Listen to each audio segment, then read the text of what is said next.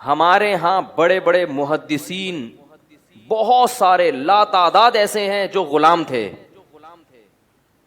ان کے آقاؤں نے ان کو پڑھ لکھ کے محدث بنا دیا، عالم بنا دیا، مفتی بنا دیا، بڑے بڑے. کیونکہ اس لیے کہ وہ یہ جیسے ایک گنوار، ایسے بہت سے لوگ آپ کو ملیں گے نا بڑے بڑے آفیسر ہیں مگر والد کیا ہیں؟ بالکل گنوار دیہاتی. تو باپ نے کہا مجھے تو کچھ آتا نہیں، میں اپنی اولاد کو پڑھاؤں. تو ایسے ہی آقاؤں نے کیا کیا مسلمانوں میں کہ انہوں نے اپنے غلاموں اور باندیوں کو پڑھانا شروع کیا. اور اس پہ سختی بھی کی جا سکتی ہے کہ بھئی پڑھو، ٹھیک ہے نا، آزاد نہیں ہو، ہم نے تمہیں لگایا اس کام پہ، کرنا پڑے گا تمہیں. تو نتیجہ کیا نکلا؟ وہ بہت اونچے اونچے مقامات، بادشاہ تک بنے ہیں، وزیر بنے ہیں، بادشاہ بنے ہیں. پھر اسلام نے ان کو مزید پروٹوکول کیا دیا؟ پروٹوکول یہ دیا اسلام نے کہ آزادی کی ترغیب بہت دے دی کہ غلام کو کیا کرو؟ آزاد. فک رقبۃ، قرآن کہہ رہا ہے اسلام نام ہے غلام کو آزاد کرنے کا. وما ادراک ما العقبہ، سورہ بلد میں، تمہیں کیا پتا اسلام کی گھاٹی کیا ہے؟ فک رقبہ، اسلام کی گھاٹی یہ ہے کہ غلاموں کو کیا کرو؟ آزاد. ترغیب دے دی، لا نہیں بنایا، زبردستی مجبور نہیں کیا، کیونکہ زبردستی اگر کرتا تو پھر وہ حکمت کیا ہو جاتی؟ فوت ہو جاتی. ترغیب دے دی. سوال پیدا ہوتا ہے جب غلاموں کو آزاد کرنے کی ترغیب ہی تھی تو بنانے کی کیا ضرورت تھی غلام؟ اگر بنائے بغیر ان کو آزاد کر دیا جاتا تو وہ احسان نہ مانتے، دشمنی پہ اترتے. جب ایک ریاست نے بتا دیا کہ تم اس کے غلام ہو، تو جب آپ اپنے غلام کو آزاد کریں گے وہ کبھی بھی آپ سے دشمنی کے لیے دوبارہ پلٹ کے نہیں آئے گا، بولے گا اس کا تو مجھ پر احسان ہے کہ اپنا جیسا آزاد اس نے مجھے کر دیا.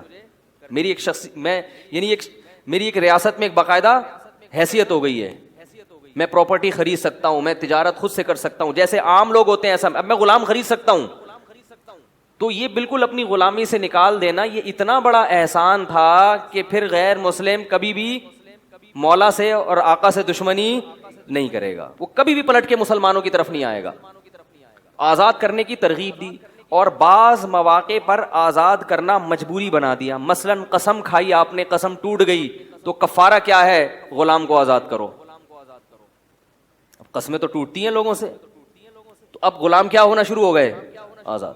اور قانون بنا دیا کہ جو غلام ایک مرتبہ آزاد ہو گیا قیامت تک وہ دوبارہ غلام نہیں بن سکتا. بات آ رہی ہے سمجھ میں؟ وہ قیامت تک دوبارہ غلام نہیں بن سکتا. جو باندھی ایک دفعہ آزاد ہو گئی وہ قیامت تک دوبارہ باندھی نہیں بن سکتی، ناممکن ہے. الا یہ کہ دوبارہ جنگ ہو اور وہ واپس اس فوج میں شامل ہو کے لڑیں، پھر اسی طرح سے گرفتار ہو، اس کے علاوہ کوئی صورت نہیں ہے اس کو دوبارہ غلام بنانے کی. تو اب غلام تو پہلے سے چلے آ رہے تھے. اچھا یہ ایک قسم توڑنے پر کفارہ، قتل ہو گیا آپ سے کسی سے غلطی سے، ناحق قتل ہو گیا، ڈرائیونگ کے دوران بندہ مر گیا، یا آپ کہیں شکار کر رہے تھے کسی جانور کا گولی لگ گئی کسی انسان کو. اس قسم کے جتنے بھی قتل ہیں ان میں اللہ نے کفارہ رکھا کہ اس قتل کا کفارہ کیا ہے؟ غلام کو آزاد کرنا. بات آ رہی ہے سمجھ میں؟ بیوی کو ماں کے کسی جسم کے عضو سے تشبیہ دے دی، برا قول ہے جس کو زہار کہتے ہیں. اللہ نے فرمایا قرآن میں جب تک بیوی حلال نہیں ہوگی جب تک غلام آزاد نہیں کرو گے. اب دھڑا دھڑ کیا ہونا شروع ہوا اسلام میں؟ غلام آزاد ہونا شروع ہوئے. اور یہ تو اسلام نے پابندی لگائی کہ یعنی کفارے میں کرنا ہی پڑے گا. قسم توڑ دی نا، اب تو ہم جو کہتے ہیں روزے رکھو اور کھانا کھلاؤ وہ اس لیے کہتے ہیں کہ غلام ہے ہی نہیں، ورنہ قسم کا اصل کفارہ کیا ہے؟ بولو بھائی. میں آپ کو یہ بتا رہا ہوں کہ اسلام کی تعلیمات خدا کی قسم محمد صلی اللہ علیہ وسلم کے نبی ہونے کی علامتیں ہیں. 1400 سال پہلے ایسا قانون ایک ایسا شخص طے کر رہا ہے، لوگوں کو دے کے جا رہا ہے جس نے اسکول اور کالج کا ایک دن بھی نہیں دیکھا. آج امریکہ آ کے جو تیر مارا ہے نا امریکہ نے، وہ اس تیر کے مقابلے میں کچھ بھی نہیں ہے جو اکیلے محمد صلی اللہ علیہ وسلم دنیا کو تعلیمات دے کر گئے ہیں. تو زہار میں غلام آزاد، قسم کے کفارے میں غلام آزاد، بندہ قتل ہو گیا غلام آزاد.